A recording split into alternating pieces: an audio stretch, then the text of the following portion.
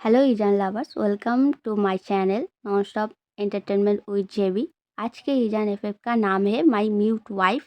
इस स्टोरी में ईबो टॉप एंड थाउजेंड बॉटम है। Okay, let's start.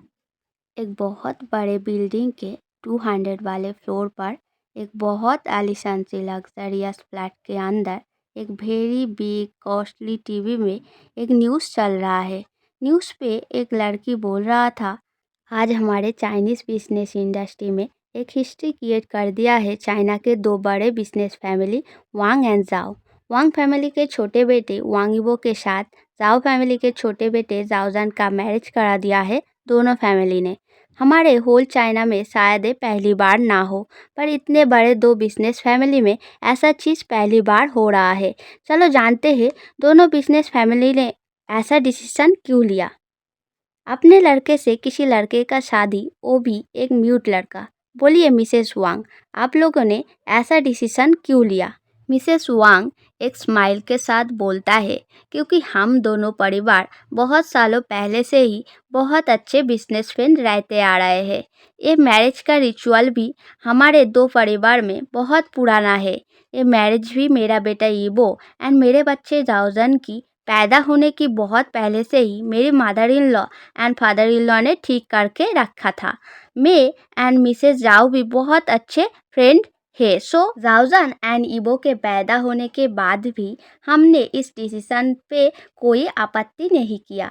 So it's just a परंपरा of our family. I hope you guys also accept it wholeheartedly and bless my boys.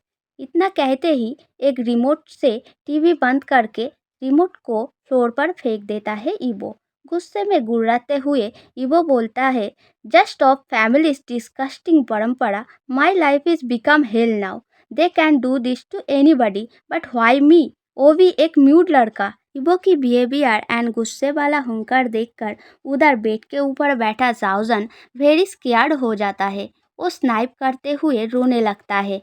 रोना शुरू करते ही जाओजन को सांस लेने में तकलीफ हो रहा था, इसीलिए जाओजन जोर जोर से सांस लेने लगता है।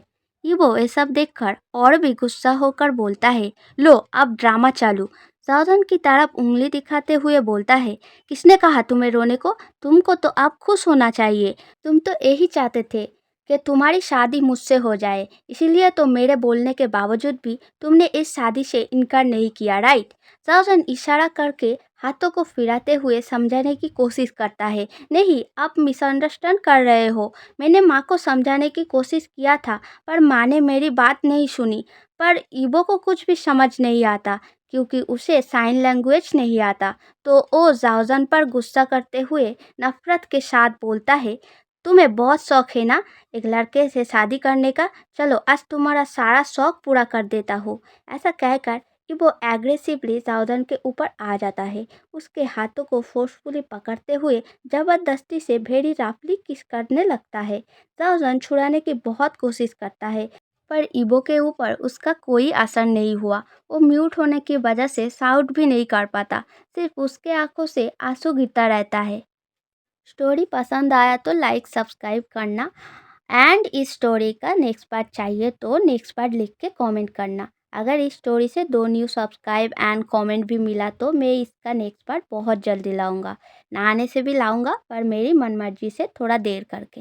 एंड जो लोग छुप छुप के सुन रहे हो, आप लोगों के लिए बस यही कहूँगा, if you like it then do subscribe comment like, don't be scared. As a Ezaan lover you have to be brave. So आज के लिए इतना ही, बाय बाय।